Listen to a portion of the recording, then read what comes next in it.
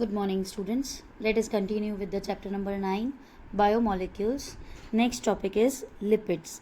Lipids are generally water insoluble.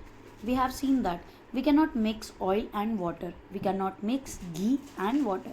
So lipids are insoluble in water. They could be simple fatty acids. A fatty acid has a carboxyl group attached to an R group, that is residual group. The R group could be a methyl or a ethyl or higher number of carbon containing groups. 1 carbon to 19 carbons can be there in the R group. For example, palmitic acid has 15 carbon including carboxyl carbon, that is COOH वाला carbon भी 15 में count होता है. Arachidonic acid has 20 carbon atoms including the carboxyl atom. Fatty acids could be saturated or unsaturated. If they are saturated, they do not have double bonds, but if they are unsaturated, they may have double bond or a triple bond, one or more. Another simple lipid is glyceride, which is trihydroxypropane. Many lipids have both glycerol and fatty acids. Here, the fatty acids are found esterified with the glycerol. They can be monoglyceride, diglyceride, and triglycerides. There are also called fats and oils based on the melting point. Oils have lower melting point. Example, gingerly oil, and hence remain as oil in winters also. Can we identify fat from the market? Some lipids have phosphorus and phosphorylated organic compound in them. These are phospholipids which are found in cell membrane. Lecithin is one example. Some tissues, especially the neural tissues, have lipids with more complex structures. Living organisms have a number of carbon compounds in which heterocyclic rings can be found. Some of these are nitrogen bases: adenine, guanine, cytosine, uracil, and thymine. When found attached to the sugars, they are called nucleosides. If a phosphate group is also found esterified to the sugar, they are called nucleotides. Adenosine, guanosine, thymidine, uridine, cytidine are nucleosides, while thymidyllic acid, adenylic acid, guanylic acid, uridylic acid, cytidyllic acid are nucleotides. Nucleic acids, like DNA and RNA, consist of nucleotides only. They function as genetic material. Next topic is primary and secondary metabolites. The most exciting aspect of chemistry deals with isolating thousands of compounds, small and big, from living organisms, determining their structure and, if possible, synthesizing them. If one were to make a list of biomolecules, such as a list would have thousands of organic material, including amino acids, sugar, etc. For reasons that are given in section 9.10, we can call these biomolecules as metabolites. In animal tissues, one notices the presence of all such categories of compounds shown in the figure. These are called primary metabolites. However, when one analyzes plant, fungi, microbial cell, one would see thousands of compounds other than these called primary metabolites. Example, alkaloids, flavonoids, rubber, essential oils, antibiotics, colored pigments, scent, gum, spices. These are called secondary metabolites.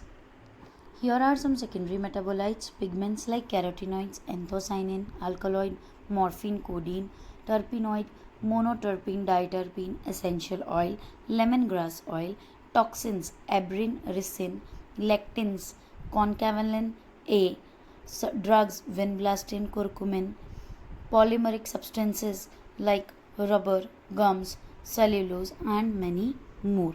So these are some secondary metabolites that are produced by the cells and that are found in the different plant, fungal, and bacterial cells.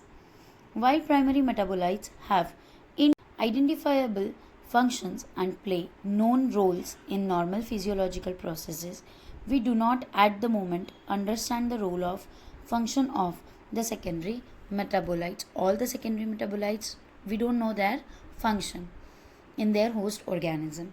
However, many of them are useful to human welfare also.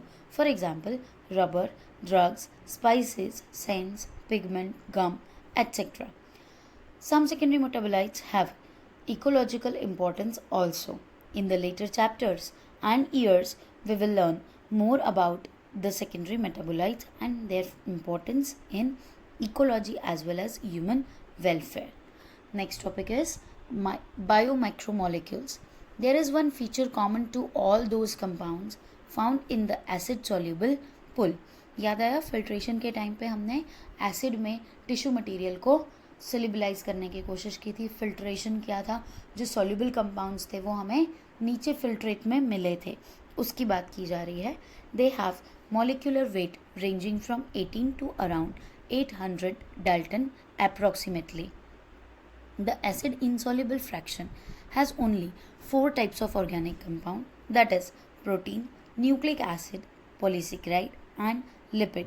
These classes of compounds, with the exception of lipid, have molecular weight in the range of 10,000 Dalton and above. For this very reason, biomolecules, that is chemical compounds found in living organism, are of two types. 1.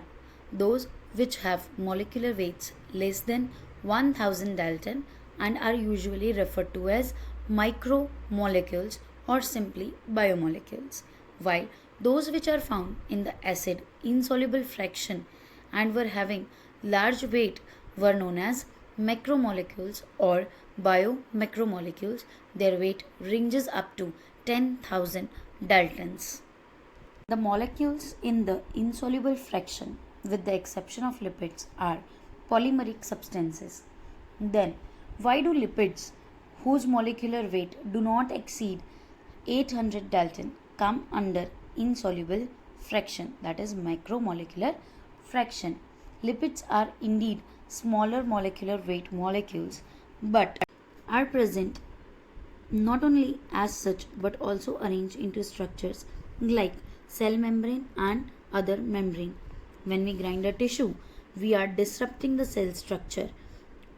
The cell membrane and other membranes are broken into pieces and form vesicles which are not water soluble. Hence, these fragments in the form of vesicle get separated along with the acid insoluble pool and hence in the macromolecular fraction. Lipid are not strictly macromolecules, क्योंकि structure wise वो micro हैं लेकिन इनसॉल्युबिलिटी की वजह से वो insoluble पुल में आए हैं. The soluble acid pool represents roughly the cytoplasmic composition. The macromolecules from the cytoplasm and organelles become the acid insoluble fraction. Together they represent the entire chemical composition of living tissues or organisms. In summary, if we represent the chemical composition of living tissue from abundance point of view and arrange them class wise, we will observe that water is the most abundant chemical in the living organisms. Let us see the average composition of cell components and their percentage. Water 70 to 90, protein 10 to 15, carbohydrates only 3%, lipids 2%, nucleic acid 5 to 7% and ions only 1%.